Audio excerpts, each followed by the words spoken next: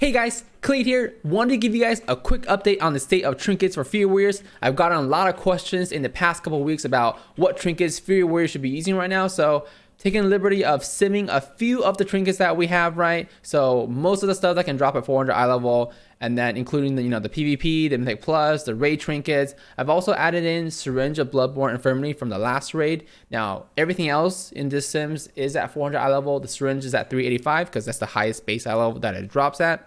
You can see that even though it's only at 385, it's pretty close to the top simming ones. So if you have the same eye level of syringe, it's probably going to be your best trinket. So just watch out for that. Problem is, of course, I'm not going to suggest that you try to get it because most people aren't doing Uldir anymore. I think people are burnt out from that raid. And so it's going to be pretty hard for you to get a high Titan Forge one. But if you somehow do have a high Titan Forge one, definitely use it.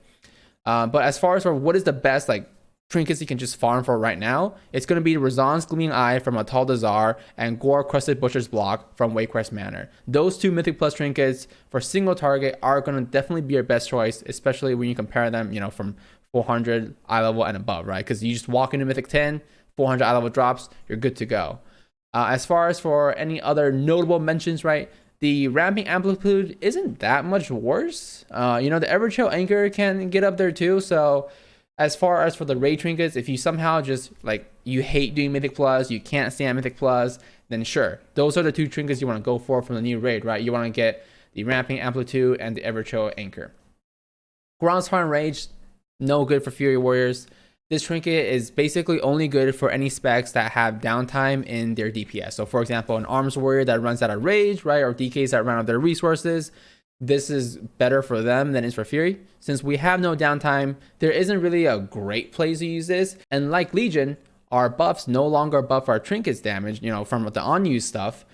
It's not worth it to use this trinket as Fury. So if you only do raid, you can get Everchill and Ramping Amplitude. But if you can't do some Mythic Plus, then you do want to be farming for Razan's Gleaming Eye and the Gore-crusted Butcher's Block. There is one thing I do want to know as far as for AoE concerned. Everchill Anchor is definitely by far the best AoE trinket, right? The trinket description, your damaging melee abilities apply Everchill, right? And that's you can just apply that with Whirlwind. So let's say you're doing a Reaping Mythic Plus and there's 20 Reaping ads right there. You press Whirlwind once, it applies a debuff to everybody. Press it twice, applies a second debuff to everybody. So definitely, this is basically our only AoE trinket, especially the infinite AoE scaling, right? Because it just keeps going up. There's no limit to how much it can AoE.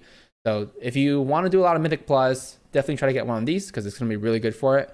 As far as for the second trinket you want to wear for AoE settings, right? If you're trying to pad on AoE or whatever, you just wear whatever your best single target is. There isn't really a great second AoE trinket currently out. Some notable mentions that I do want to point out as far as for farm is concerned. Now, I talked about the trinket from Waycrest Manor and Untitled Dazar'alor. There's also a trinket from the Underrot, Vial of Animated Blood. This trinket is also pretty good. I was ranked it third best, right, of the Mythic Plus trinkets. So if you can't get the other two, if you get this one, it's okay too. I do want to note that you can see that there's a heavy inclination towards all the crit trinkets, right? Like Gore-crusted Butcher's Block is good. And then, of course, the Syringe is also a crit trinket. That is simming with the assumption that you have Cold Steel Hot Blood. So if you don't have the Cold Steel Hot Blood trait, then the crit trinkets drop a little bit in value. So just watch out for that. But I think by now, most of you guys should have at least one Cold Steel Hot Blood. So you should be okay there because it makes it really easy to gear your Fury Warrior if you have that trait. Because it makes it so crit, haste, mastery, all three stats are really good for you. And you can basically wear the highest eye level that you have at that point. So you can be more geared basically. One last thing. World bosses. As far as for world bosses concerned, these trinkets are good if you can get them to Titan Forge and Warforge and all that stuff. Of course, not Ancient Fury. This is the only world boss trinket that does drop at 400 eye level. So if you get one of these, great, right? It has crit on it too, just like all the other crit stuff we've been talking about. Like if you can get your Dune's Fury to Titan Forge, Gale Callers, all this other stuff to Titan Forge, the world boss trinkets are pretty good.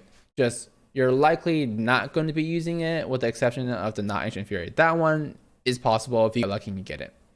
So if you guys are sitting there with trinkets that you don't really like and you're wondering what to do, get farming on Untitled Dazar'alor and Waycrest Manor.